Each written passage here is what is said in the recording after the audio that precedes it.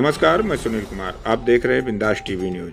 भिवंडी लोकसभा चुनाव को लेकर भारतीय जनता पार्टी द्वारा चुनावी मध्यावर्ती कार्यालय का किया गया उद्घाटन। आपको बताते चले, कल्याण नाका डांडेकर वाड़ी में भिवंडी लोकसभा भाजपा उम्मीदवार कपिल पाटिल के हाथों रिबन काटकर किया गया शुभारंभ। आपको बताते चले, भिवंडी शहर के भारतीय जनता पार्टी के सभी पदाधिकारी रहे उपस्थित। उद्घाटन के पश्चात कपिल पाटिल ने किया पत्रकार परिषद। आइए देखते हैं एक खास रिपोर्ट। पण केलेले लाभार्थी या लोकसभा क्षेत्रामध्ये 8 लाख लाभार्थ्यांचं चित्र दाखवत आहे। कुठेतरी त्या लाभार्थ्यांचा अपमान केला जातोय। अरे 8 लाख लाभार्थी कशाला बोलतात यार?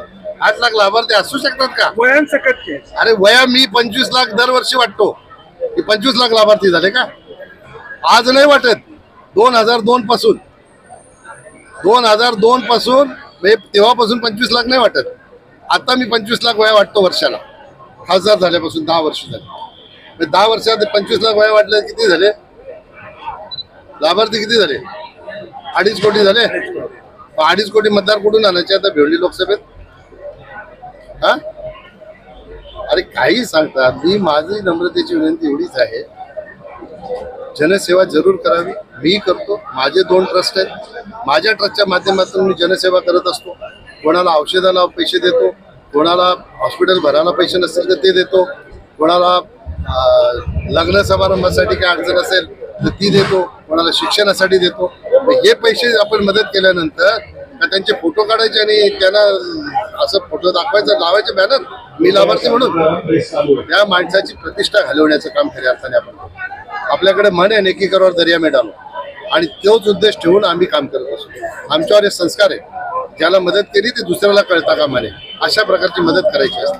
हे असं थोडी आम्ही सार्वजनिक कामं सांगतो। सार्वजनिक ठिकाणी ज्या पद्धतीने पाण्याची योजना 300 कोटीची सुरू आहे, तिचा पाया घातला सन्माननीय देवेंद्र फडणवीस साहेबांनी, आणि माझ्या मागणीच्या मुळे घातला। कुणबी सेनेचं जेव्हा महोत्सव होता कुणबी समाजाचा, त्या समाजाच्या महोत्सवामध्ये मी मागणी केली होती, शहापूरच्या पाण्यासाठी 300 कोटी रुपये मिळाले। 200 कोटीची तेव्हा योजना होती। त्या 200 कोटी तात्काळ त्या ठिकाणी देवेंद्रजींनी ती मंजूर केली होती, आम्हाला मंजूर करणार। त्यांनी पाया घातला, त्याच्यावर कळत चढवण्याचं काम सन्माननीय एकनाथ शिंदे साहेबांनी केलं। त्याचं काम सुरू आहे, आपल्याला बघायचं असेल तर जाऊन बघा। त्यांना काही दिसतच नाही, त्याला आपण करणार काय? डम्पिंग ग्राउंडचं काम आहे, महापालिकेचं काम आहे डम्पिंग ग्राउंड करणं। हे का माझं काम आहे का? माझी काय मदत लागली तर मी महापालिकेला मदत करू शकतो। माझं कर्तव्य आहे, ते माझी जबाबदारी आहे, आणि मी मदत करायला तयार आहे। पण काही खोटे नाटे आरोप करायचे हे उचित नाही। आता ज्यांना लोकसभा समजली नाही असं जे माझ्या बाबतीत बोलतात, त्यांना हे समजून सांगण्याची गरज आहे। मी आपल्या माध्यमातून त्यांना सांगतो की जनता पुन्हा एकदा आमची हॅट्रिक करणार आहे, आणि हॅट्रिक झाल्यानंतर मी जाईन ट्युशन घ्यायला त्यांच्याकडे, जर त्यांना एवढी लोकसभा समजते तर। ज्यांना काहीच कळत नाही ते लोकसभा, आता बाबासाहेब आंबेडकरांना आंबेडकर जयंतीच्या दिवशी जे लोक श्रद्धांजली वाहतात, ज्यांनी संविधान बनवलं, त्यांना काय व्हायला पाहिजे हे ज्यांना माहित नाही, ते लोकसभा काय असते ते मला सांगणार। आपल्याला तरी पटते काही लोक